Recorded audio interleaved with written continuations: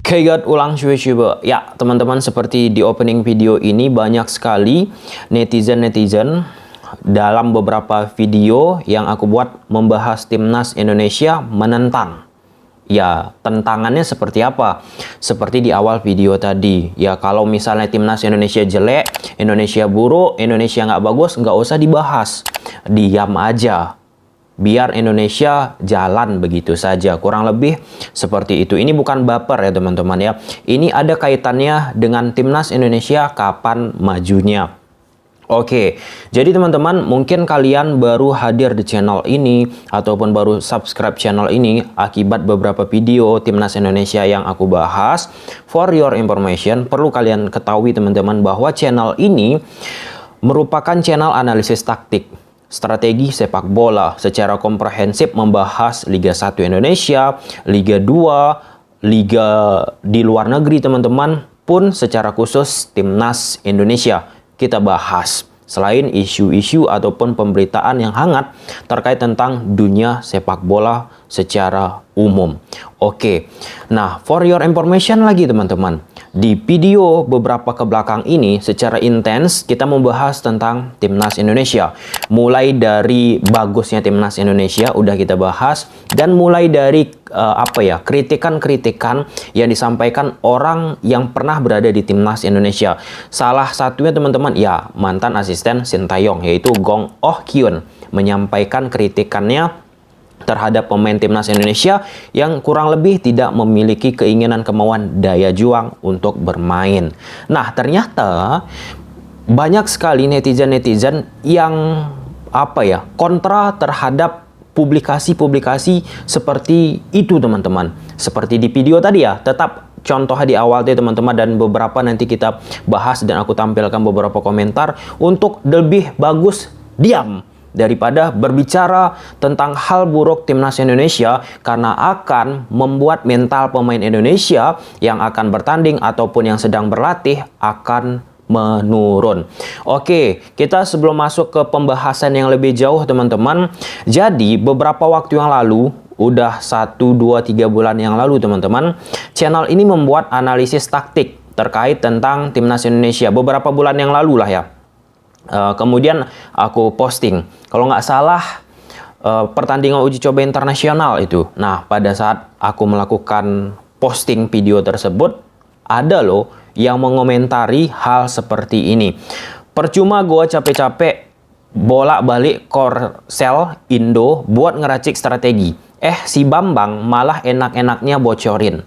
Ini ditujukan kepada aku ya teman-teman ya, bahwa dikatakan enak-enakan untuk membocorkan taktik Sintayong. Oke, komentar selanjutnya, jangan disebar bang, susah tuh dibaca sama tim lain, malah dikasih tahu, aduh, kemudian jangan dianalisis. Ini komentar-komentar seperti ini kerap bermunculan jikalau aku melakukan analisis taktik, khususnya tim-tim yang ada di Liga 1 Indonesia, kemudian timnas Indonesia. Inilah perbedaan mindset kita. Bukan aku bilang oknum-oknum ya teman-teman, aku juga mungkin merasakan hal seperti itu, bahwa ada perbedaan mindset di negara sepak bolanya yang sudah kenyataan maju dengan negara sepak bolanya yang masih berkembang. Oke, kita bahas dari dua komentar tersebut. Di negara-negara Eropa, kita sebut aja salah satu tim di Inggris, Chelsea teman-teman, kerap beberapa kali secara barbar, belak-belakan mengunggah di sosial medianya terkait tentang taktik yang digunakan oleh Thomas Tuchel di dalam satu pertandingan. Di sana tidak ada dikatakan bahwa wah ini tim media sosial dari Chelsea membongkar taktik Thomas Tuchel. Malah oknum-oknum dalam tanda petik teman-teman oknum-oknum mungkin dari negara Wakanda datang ke sana, ke sosial medianya, memberikan komentar, wah ini adminnya nggak jelas nih, ini membongkar taktik Chelsea. Kan nggak masuk akal kan? Orang Chelsea-nya sendiri loh yang membongkar. Untuk apa? Ini setelah aku konsultasi dengan beberapa pelatih. For your information ya teman-teman, sekali lagi mungkin kalian yang nggak kenal aku ataupun baru mengenal aku, beberapa tim dari Liga 1 Indonesia, pelatih-pelatihnya sering komunikasi intens sama aku. Sebut saja beberapa komunikasi yang mungkin aku dekat sama, pernah komunikasi dan beberapa kali melakukan interview Zoom. Kemudian beberapa waktu yang lalu pelatih sampai sekarang masih komunikasi. Ya kalau misalnya ada pertandingan yang bagus, aku ucapkan selamat, sukses dan lain sebagainya. Nah, kemudian beberapa pelatih lagi, kemudian beberapa banyak lah teman-teman. Nah, Jackson F. Tiago juga, bahwa pada dasarnya ketika video-video tersebut dipublikasi terkait tentang analisis taktik, itu salah satu untuk membooster pelatih-pelatih ataupun stakeholder yang ada di dalam dunia sepak bola untuk terus mengembangkan ilmu yang sudah dia dapat. Oke, problemnya hal itu di negara kita lah ya. Negara kita mungkin itu nggak bisa diterima oleh sebagian pihak. Karena itu tadi, takut dibocorkan, takut apalah, inilah, itulah. Padahal itu salah satu untuk memajukan sepak bola. Malah kita tolak. Cobalah komen, ada beberapa konten ataupun penulis ataupun pembuat video, konten creator lah ya, yang membuat analisis taktik seperti itu di Indonesia. Mungkin hanya hitungan jari, bahkan nggak ada, karena takut. Ini buka-bukaan aja. Aku membuat analisis taktik Liga 1 di Liga 1, teman-teman, gak usah aku sebut namanya. Bukan di Liga 1, di Liga Indonesia secara umum aku sebutkan. Malah ada yang ngancam dari DM, jangan bahas analisis taktiknya, nanti di stop di jalan. Apa-apaan tuh? Sedangkan sekali lagi teman-teman, aku compare, aku sering bahas Barcelona, La Liga Spanyol, bahkan seusai pertandingan di sana, di orang-orang Spanyol sana teman-teman, banyak banget buat tweet di Twitter, tulisan-tulisan di Twitter terkait tentang analisis taktik. Analisis taktik yang mereka unggah. Mereka beramai-ramai untuk membahas terkait tentang Barcelona. Efeknya apa? Dunia sepak bola di Spanyol secara umum berkembang sangat pesat. Inggris pesat. Intinya negara-negara Eropa. Artinya apa? Di sini kembali ke mindset kita-kita.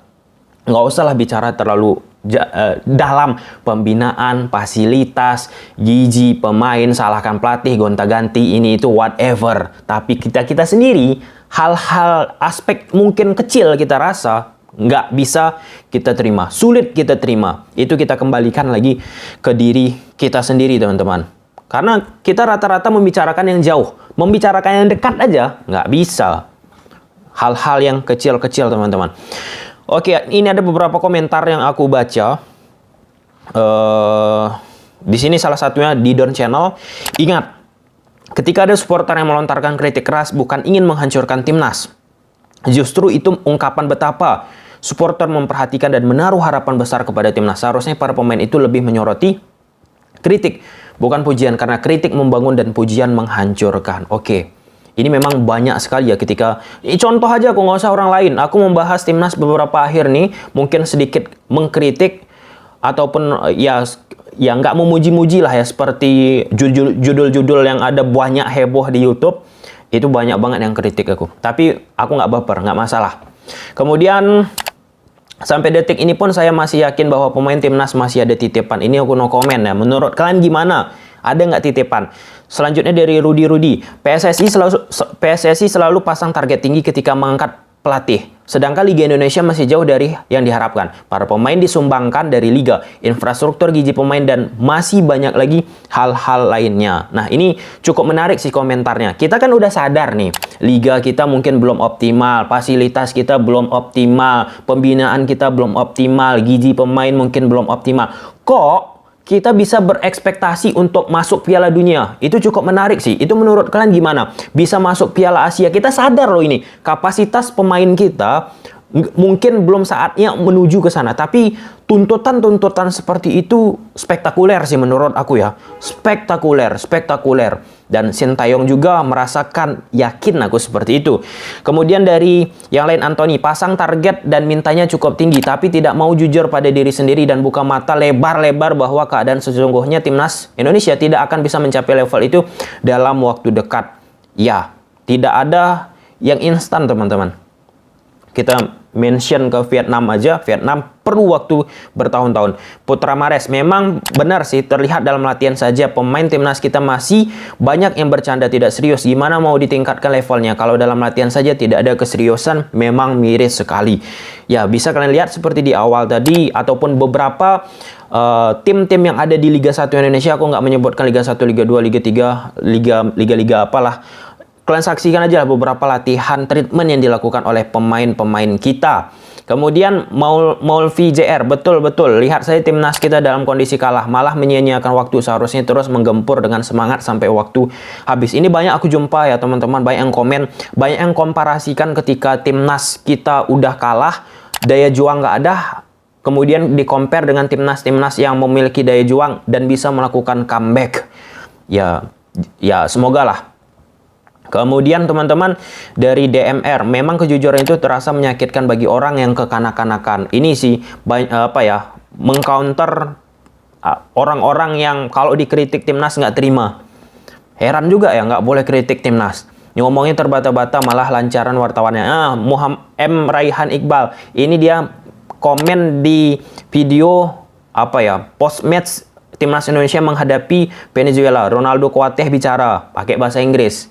Bukan substansi yang dibahas, yang diulik teman-teman, malah cara ngomongnya Ronaldo Kuateh yang menggunakan bahasa Inggris. Memang unik-unik ya, bukan substansi ya loh, kesalahan-kesalahan yang dicari. Bukan kesalahan sih, ngomong terbata-bata, malahan lancaran wartawan. Berarti kesalahan lah ya, kejelekan ya, kalianlah menilai. Kemudian dari Jul Pangalang Uju, terkadang media terlalu membesarkan seorang pemain, makanya ketika besar pemain tersebut akan besar kepala karena ia merasa seperti bintang. Ini cukup menarik. Nah, jadi teman-teman, sebelum aku membuat video ini ada podcast aku tonton, Christian Gonzalez, Budi Sudarsono, dan Valentino Jebret, bukan di channel Bang Palen ya. Nah, di situ Christian Gonzalez kalau nggak salah ditanya oleh Valentino Jebret, kenapa striker di timnas itu nggak ada yang gacor-gacor? Sederhananya seperti itu. Dijawab oleh Gonzalez, setiap ada pemain-pemain muda yang diberikan kesempatan, pemain-pemain lokal diberi kesempatan dan kemudian mencetak gol, merasa langsung dia seperti bintang. Dia keluar dari pintu yang beda, tidak seperti sebelum menciptakan gol. Ya istilahnya star syndrome lah. Nah, ini mental-mental seperti ini yang perlu diubah. Jadi overall dari video ini teman-teman, sebelum kita bicara lebih jauh tentang fasilitas, pembinaan, kompetisi, pelatih, gizi dan lain-lain sebagainya yang lebih jauh teman-teman ke akar-akarnya, introspeksi dulu ke diri kita sendiri. Terima nggak kita misalnya orang-orang yang membahas secara ilmiah terhadap permainan timnas Indonesia, seperti analisis taktik, analisis strategi, bedah taktik, whatever lah pengistilahannya. Terima nggak kita? Karena banyak sekali orang-orang yang ingin memajukan sepak bola Indonesia dengan cara seperti itu tertahan. Akibat apa? Akibat ada pressure, tekanan-tekanan yang dihadapi dari berbagai oknum. Kan kasihan kan teman-teman. Dan akhirnya teman-teman, akhir kata, tetap kalau misalnya kita bicara tentang timnas Indonesia, khususnya aku teman-teman, gak usah diragukan kecintaan aku terhadap timnas Indonesia.